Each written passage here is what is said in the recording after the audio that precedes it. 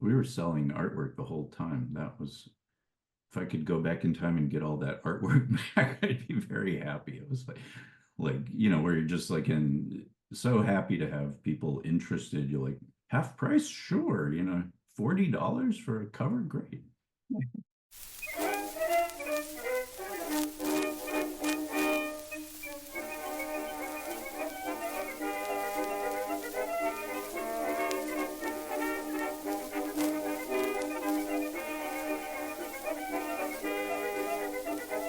Well, with the Hateball Tour, I believe more than anybody else, I believe it was the brainchild of somebody named Larry Reed. Did you know him? I know Larry. Yeah. Yeah, who for years now he's been running the Fantagraphics bookstore, which every month has some kind of an event. He's quite the event planner. I think the first thing he did, his first big project, was a book signing tour for the Hernandez brothers.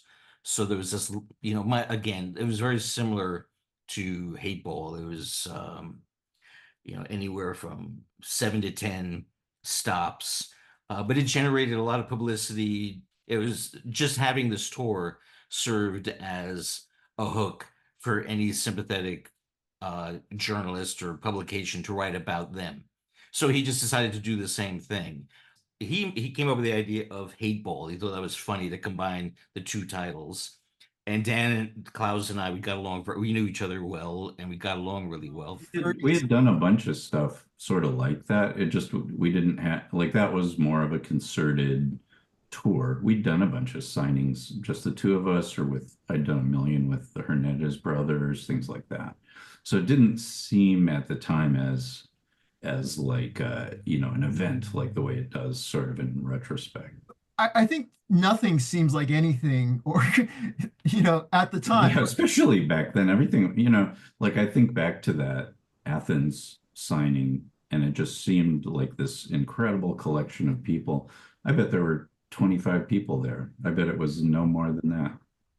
Welcome to the Dummy Show. I'm John Kelly, publisher of Dummy. On today's episode, we look at Hateball, the 1993 tour where cartoonist Daniel Clowes and Peter Bagge went around the country to small comic book shops, met with fans, and promoted their comics Hate and 8-Ball.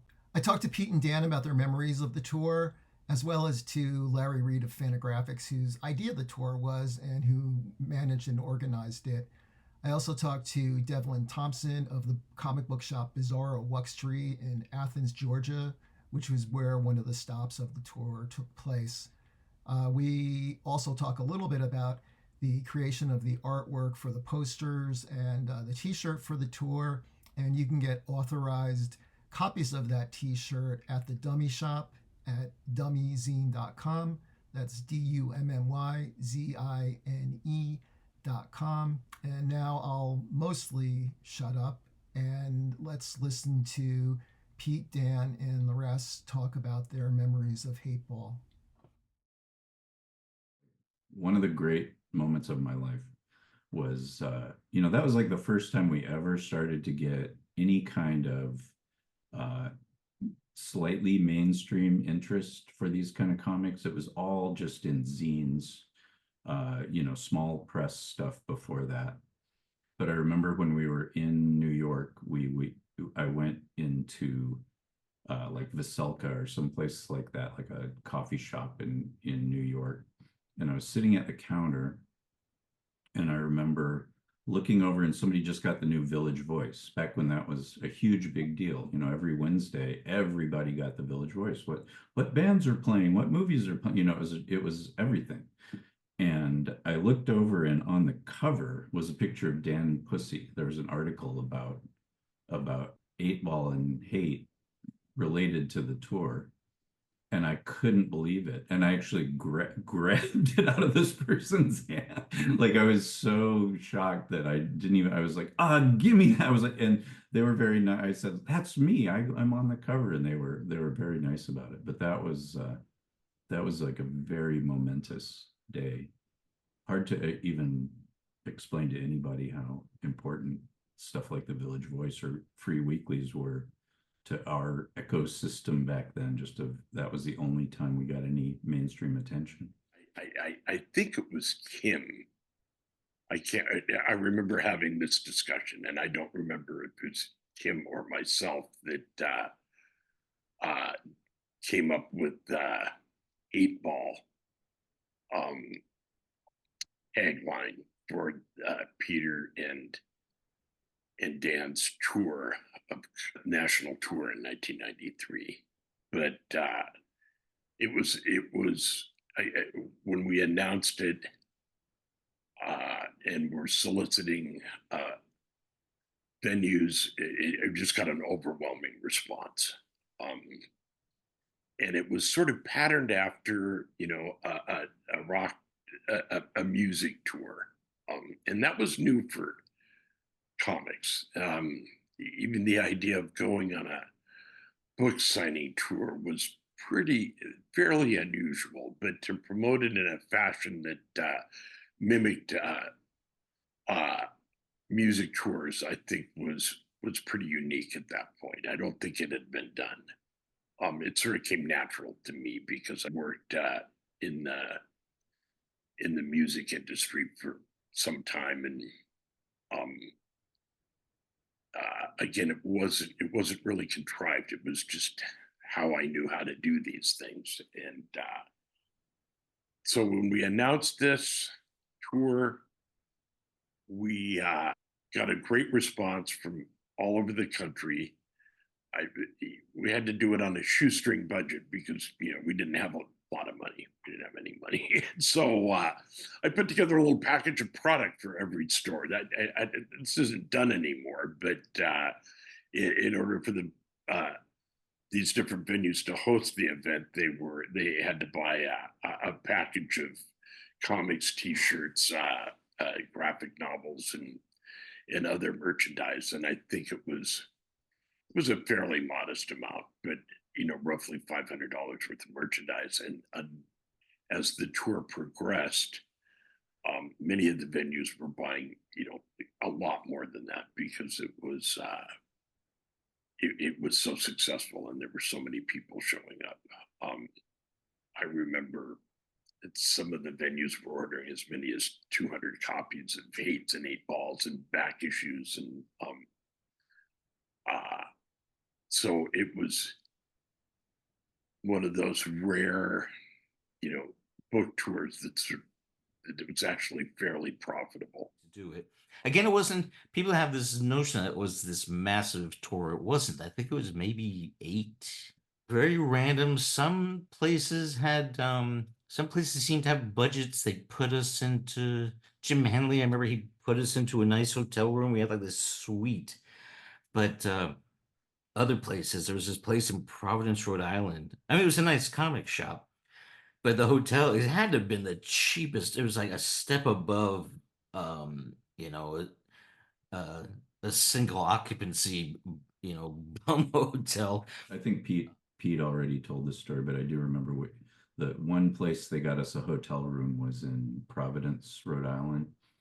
And we walk in and it was like the shabbiest film noir hotel I've ever been in, where the foot of the bed was like a foot away from the window. And I think we go into the room, and the way the room was so long and narrow that in order for one person to get to their bed, they had to walk across the other person's bed.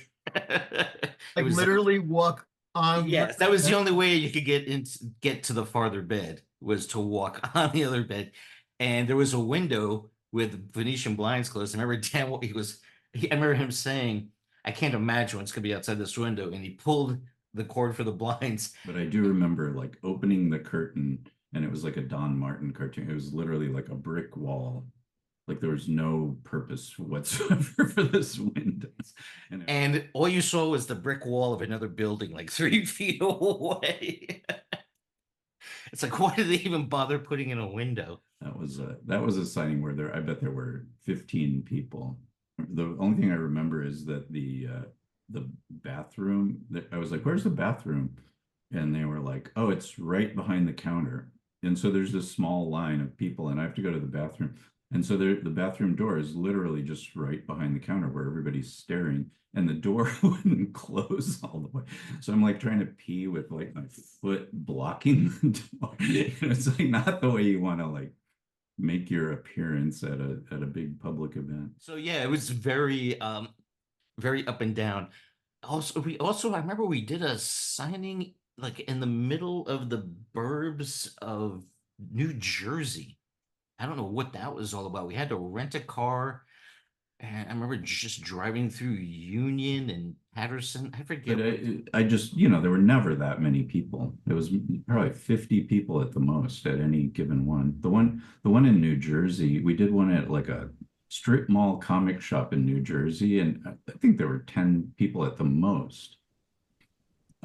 And Patrick McDonald came, and we were like so happy to see him. Everybody else there was like a superhero fan who's like, well, I guess they're here. I guess I'll get them to sign their book, and he showed up and we hung out with him the rest of the night. But it was like just so dead, just like it was a real bummer to be there.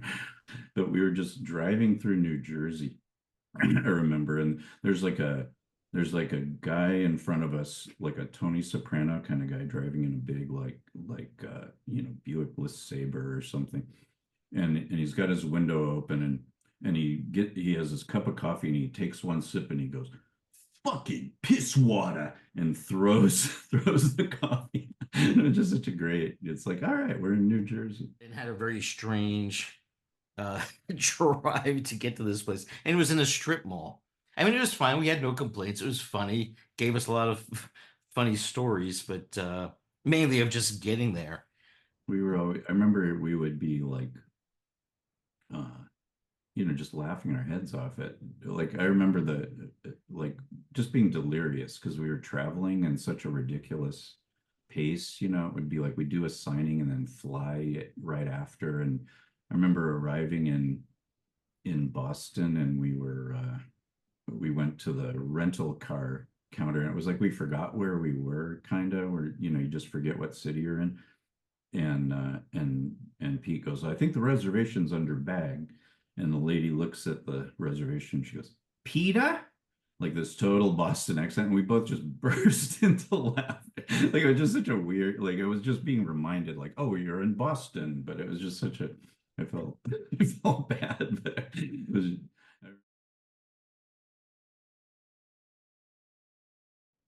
What about some of the other ones? I mean, I was at the New York one, and I remember it was Jim Hanley one. Jim Hanley, but then there was a party at Gary Leib's loft Oh, after. right. Were you at that party? I was, yeah. It That was, party. I just remember somebody got really drunk. Some woman got really drunk, and Dame Darcy like I remember her like, you have to get out of here. You're being very disrespectful to the host.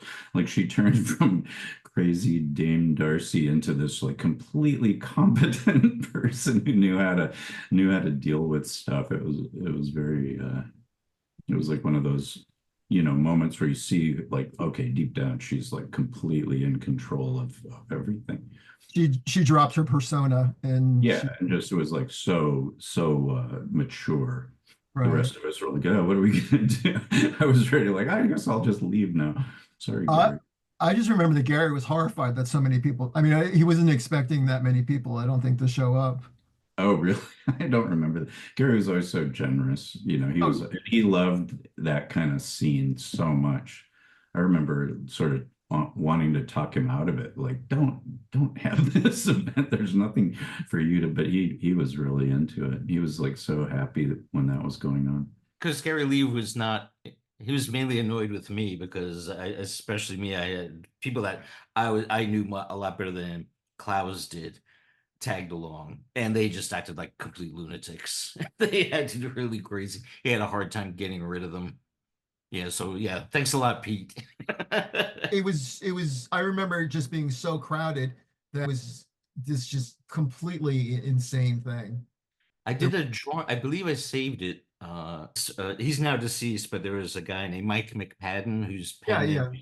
who and he used to do a fanzine called Happy Land. It was one of my favorite zine. Yeah. Well, he was one of the people that crashed the party and acted like a lunatic. And he commissioned me to do a drawing. It was a centerfold in Happyland. He had me do a drawing of that party. So I drew everybody I could remember being at that party. Dame Darcy and Tony Millionaire, I guess, Kaz. I'm sure I was there too. I'm sure I didn't make Okay. it to the drawing, but Okay. I would have been at any party that they would have been in at that in those days. So.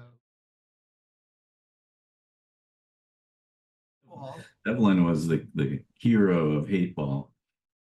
I couldn't really even say how many people we had, but it was probably the most we've ever had inside the store. Yeah, I mean, I'm glad we pulled it off because yeah, we were obviously a little nervous about it. what were you nervous about? So I mean, because yeah, we'd never done anything on anything like that level, and yeah, we had these demigods coming to visit us, and yeah, we basically desperately scrambled to fix up my apartment nicer than it ever looked before since, to have it as prehistoric Airbnb to keep them in. So, yeah, we just left it to them. So yeah, we were exhausted from doing that, from setting up the store, doing everything else. That whole ecosystem that he lived in was one of the most fascinating, like memorable. It was like out of a genre noir film or something. It was just this community where I remember like Pete and I we went out to lunch with Devlin and we passed by some woman on the street and she was like, "Oh, hey Devlin, I saw your car was the meter was running down, so I put some money in the meter." You know, it was just like this little like Mayberry town where everybody knew each other. And like I think we left for lunch from the comic store and we came back and there was like $4 on the counter with a note. Like I took Iron Man 78, you know, it was like somebody had come in and bought something and just left the money on the counter. They just left the door open. Yeah, we set them up in my apartment and they left them for a while to rest. And it was a whirlwind of an experience. I'll never forget because we walked in and the whole time we'd been staying at people's apartments, you know, and we walked in, it was the most densely packed, like Pez dispensers and Frankenstein toys and just like everything. And it was such a like collector nerd paradise kind of place, but it felt very like this is somebody lives here and it's very dense. And I remember his friends came over a little later and they were like, "Oh my God, I can't believe how much you clean this place up." Like they were completely blown away. And Pete and I were like, "Oh my God, what was it like before that?" And did you sell a lot of copies of their books? I imagine it was maybe our best sales day to that point in history. I would have to say it was exhausting, but it was a pretty unqualified success. So when you learned that the tour was happening, was it something that you instinctively wanted to bring to your store? Yeah, we wanted to. I didn't know, how we could possibly do that. As soon as we thought if it was possible for us to do it, yeah, we definitely jumped on. We wanted to. And were Haight and April big sellers at your store at the time? Yeah, they were, our probably best selling books at that point. I mean, I loved it. It was just, I don't know, it was just so charming. We had been at a couple like very kind of corporate comic stores before that, and it was like they're very efficient, and it was like the event went really well and stuff. And then to go to Athens and go to that store was just like, okay, this is like the real thing. It was such a you just wish the entire world was like that community around that little comic store. Yeah, well, from the photos, it looked like it was a great event. It looked like it was totally packed, and Every weirdo from the state of Georgia was there. It just felt like this meeting of just all the cool people in the entire region. so rather than stay at a hotel for that event, they stayed at your apartment. Yeah, how did they leave it? Impeccable. They were fine guests. I would, I'd have them back anytime. I believe it was in Berkeley. What was that? Comic Relief? That guy, he had to sign his entire back stock after the signing was over. He understandably he sold a lot of our work, but he had to sign literally every copy of every comic and magazine that he had on stock. And then he took us out for burritos. Went to some burrito place that didn't even have chairs. So yeah, it really, really varied. We did a signing at Comic Relief in San Francisco, and the owner of Comic Relief, not it was a guy named Mike, and he was supposed to drive us to our next stop, which was in Mountain View, like Silicon Valley, this very slick store. And he drove us in his like VW Bug, like an original that was really like rusty and fucked up. And we got like halfway there, and then the car broke down on the freeway. And Pete and I, and we're like traveling, so Pete and I have like all our luggage and our portfolios and all that. And no cell phones back in the day, so I don't know. I can't remember. He must have walked somewhere and called the comic store guy who was, who we were meeting, which was this place called Lee's Comics. And Lee shows up in this like Lincoln Town car, like this really fancy, it was like an opposite of this funky, rusty VW Bug. And he was like, "Get in, gentlemen." And he was wearing like a three-piece suit, it was just a whole different vibe. And I just remember this sad feeling of looking back at poor Mike from the comic shop. He was just like waiting for a tow truck by the side of the road with his rusty VW. And I remember thinking like, we should stay with that guy. I feel terrible. I still feel bad about it. But yeah, Jim Henley took us to it was funny. It was a Mexican restaurant that an old roommate of mine used to be a waitress at way back in the 70s. It was this Mexican place that was in the village. So he took us there. And again, there's this trail and entourage, all these people, including his employees wanted to come. And then like friends of this one, do you know Mort Todd? Sure. Mort Todd, he brought this friend. Never saw this guy since, but Mort Todd let some guy tag along. Who didn't, nobody knew him. He just somehow he knew Mort and nobody else knew him, but he somehow managed to tag along and get a free meal at this Mexican restaurant. And now he didn't even like pretend to try to fit in. He was just gorging himself, just sat there eating free food. And at the end, a waiter came, and we were all stuffed the way you tend to get when you're eating Mexican. And then the waiter came along and said, "So, does anybody want anything else? And a dessert?" And nobody wanted dessert. But Except that this guy who tagged along and said nothing through the whole dinner, he just suddenly went, "Flan for the table." I'm surprised Henley didn't go, no, because nobody wanted it. But the guy brought flan for everybody. oh Yeah, this guy was very generous with other people's money. yeah. The tour continued through the San Diego Comic-Con, and it was gaining huge momentum at every stop. I think the last stop on the tour was just after the San Diego Comic-Con, at a place called Golden Apple Comics in Melrose. I think it's still there. I remember pulling up to the venue. There was just this mob scene there, and my immediate thought was, "Oh, this is unfortunate. There must be something else going on here in the neighborhood. I hope people can make their way to the signing." And it turns out that mob scene was for Pete and Dan. And Wow. I mean, there were just hundreds of people at these things. And so that was in, that must have been in late July.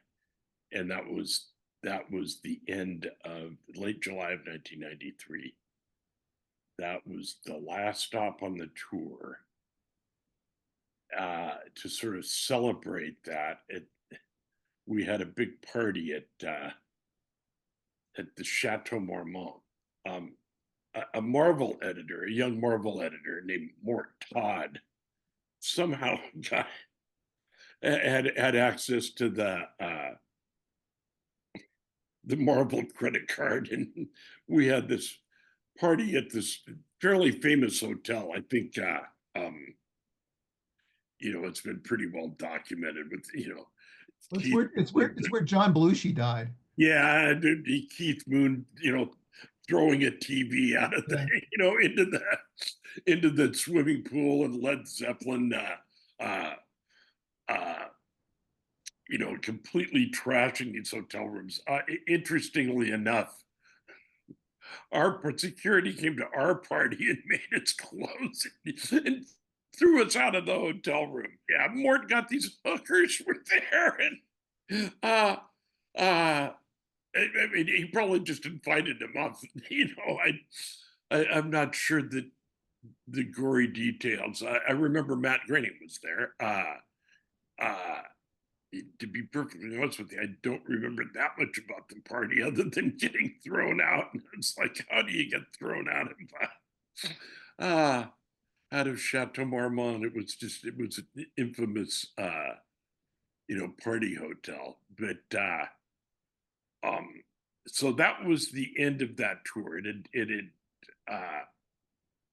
focused primarily.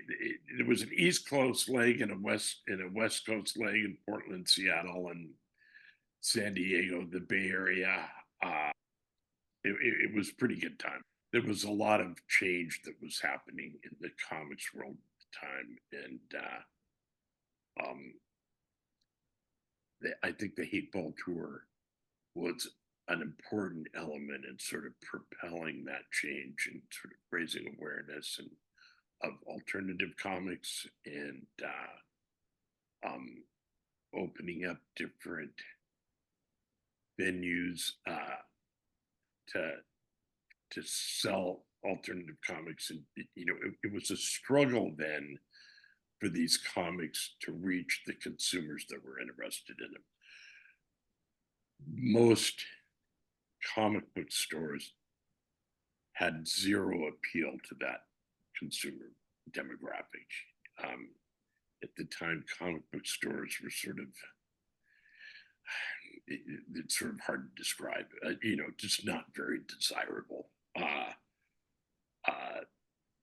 The owners were, in many cases, openly hostile to these alternative comics. All they cared about were superheroes. It was kind of these overgrown adolescents that were running these shops, and again had little to no interest in most of these comics.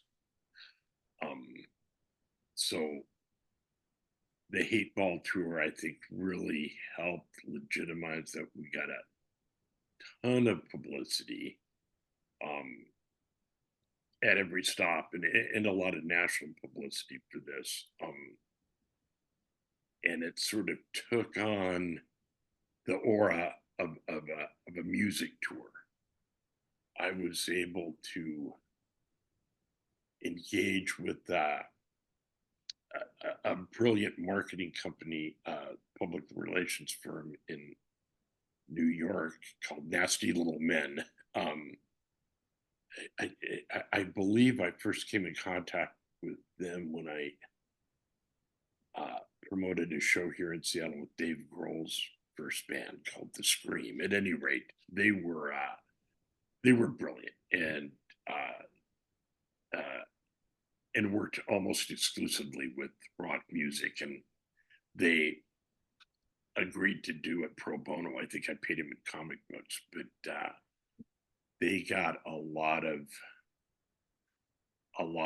media attention from the music media, and again, that helped us not just reach an existing audience, but expand the audience for these works. And it wasn't just hate and 8-ball. My attitude that it was the rising tide raises all the ships, and so a lot of alternative cartoonists benefited from the bump that was created by the HATEBALL Tour. It's just sort of hard to overstate how important that tour was. I mean, it was the timing of it. It was other things that were going on in popular culture. Pop culture was sort of shifting at the time, and just through dumb luck and circumstance, Fantagraphics was there to sort of take advantage of that sort of cultural shift that was happening in the early to mid 90s. You said you paid them in, you think you paid them in comic books. I paid the marketing firm in comic books. I remember specifically, usually they wanted our little Nemo and Slumberland books, and again, I'd worked with them. They were eager to work pro bono. I think it was good for their image as well to be associated with Dan and Pete. Usually in those situations, you hear of people getting paid in drugs. Right? Yeah, well, I mean, I don't think that's far removed from comic books at the time. I mean, Pete's comics, in particular, had such broad appeal. I was often asked by music promoters to bring comics to the green room, to the band rooms for the touring bands, and I can't. Pretty big bands would be anxiously awaiting my delivery of the new issue of Hate. So,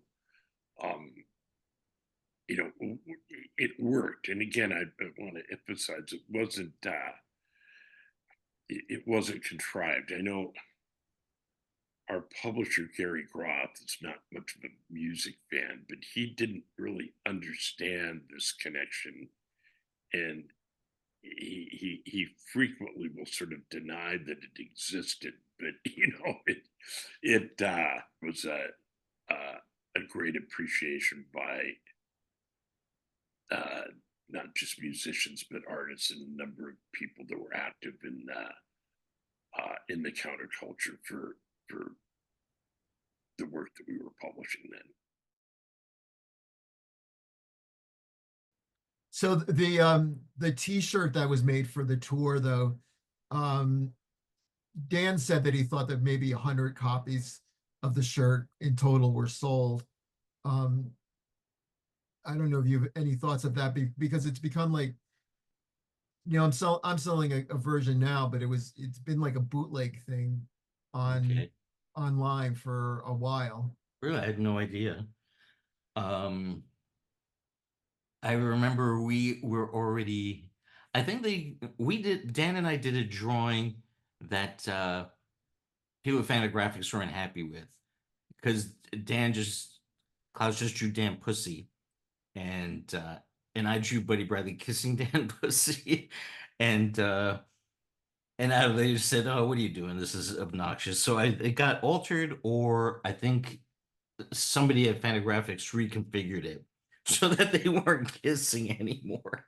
Okay. And but the original that original drawing that we did, we still had it with us. At some point, the tour took us to. We wound up in San Diego, of course. I think it wrapped up at the San Diego Comic Convention, and so there was this cruddy drawing that we drew in a hotel room of Dan Pussy and Buddy Bradley kissing, and we were sitting next to each other at the Fantagraphics booth selling our art. We had our portfolios there, and we hung it up behind us, and we said, "Let's ask for 2,000." I mean, this is in 1993. Neither of us at that point have ever sold anything for $2,000, but they said, we'll put this up for sale for $2,000, and we won't come down on it. We just wanted to see if somebody would buy for 2,000, and we agreed with each other. We were like, we will not go 1 cent below $2,000. That's what this is worth. And so we agreed. And then a guy came and he looked at it. I think he kind of misread what the asking price was. He goes, "How much?" He goes, 200. And we're like, "No, 2,000. And he went, "I'll give you 200 for it." I turned to Dan. I said, "This guy wants 200 for me." And I was like, "Fine, let him have it."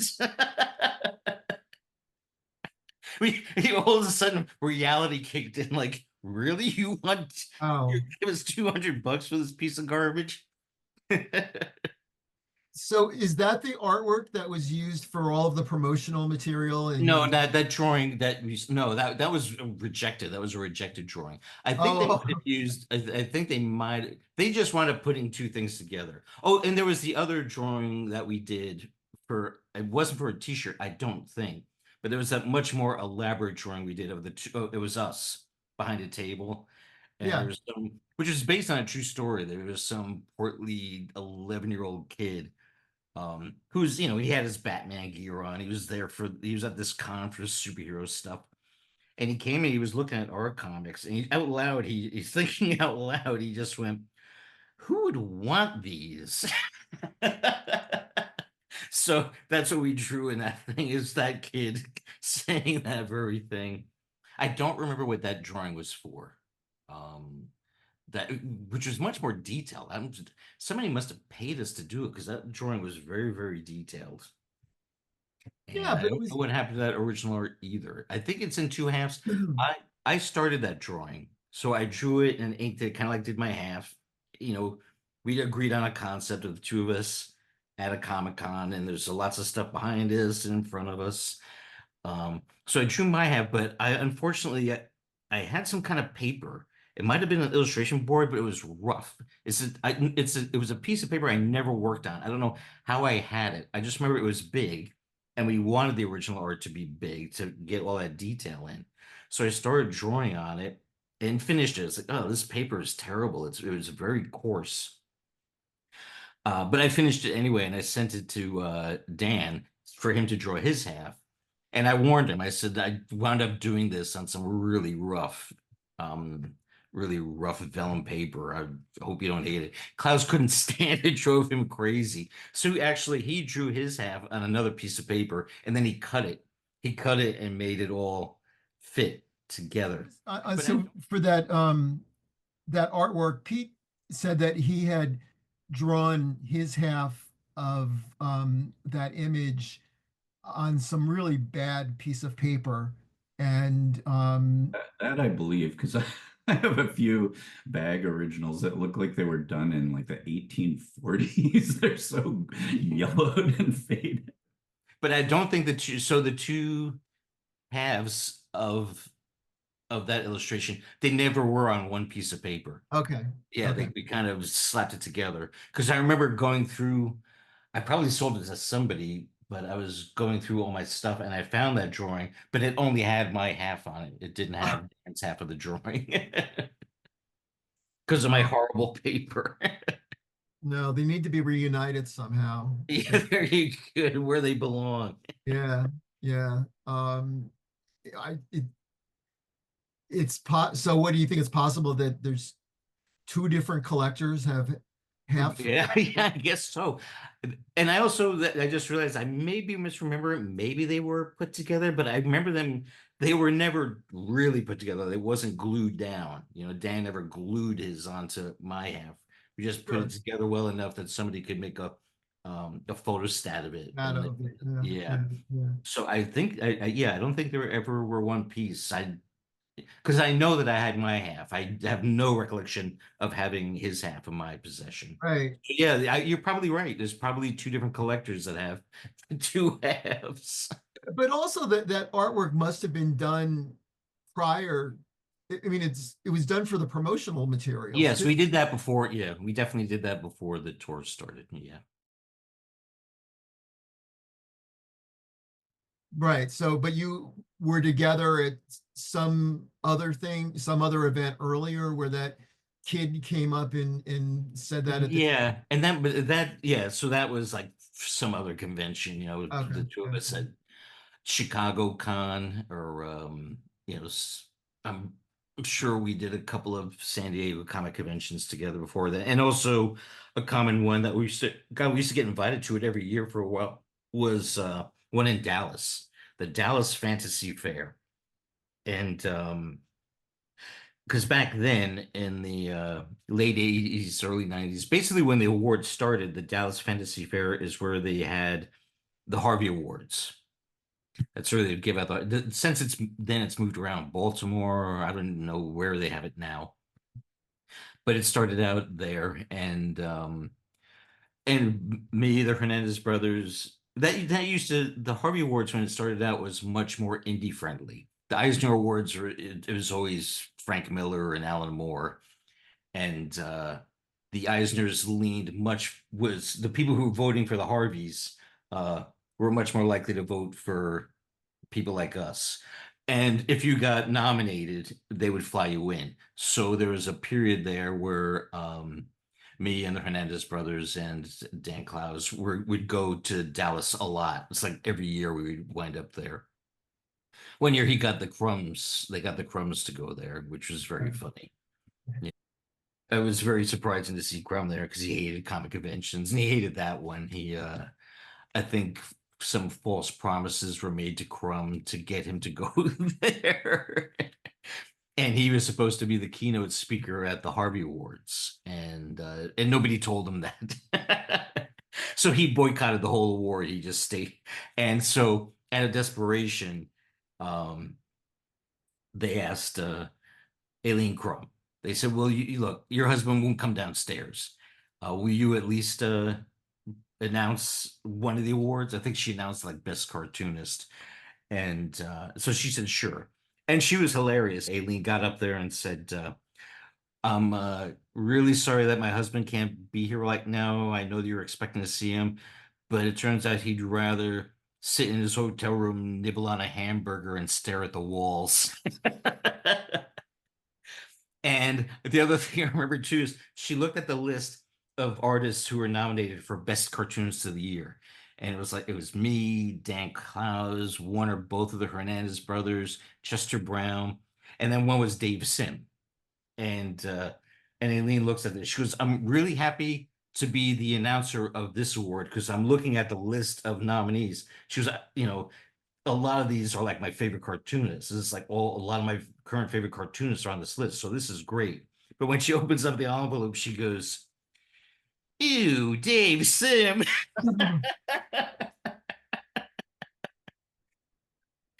Fortunately, Dave Sim wasn't there. Oh man. Yeah. Well, the thing, we knew that Sim was going to win because me, Dan, the Bros, and Chester Brown, we canceled out each other's votes. We have the same fan base. Dave Sim's fan base is a little bit different. We knew he was going to win. I didn't, so it's like I think Aileen's going to be disappointed, but I didn't think she'd go, "Ew." I mean, I say that I know that he became a persona non grata, with his trademark misogyny. But I've met Dave Sims several times, and I liked him a lot. I thought I enjoyed hanging out with him. I was thinking recently about once I did a event in at a comic store. I won't name the city because I don't want to embarrass the people who ran it, but it was like this couple that ran the comic store, and they're like, "You just stay at our house, we have plenty of room."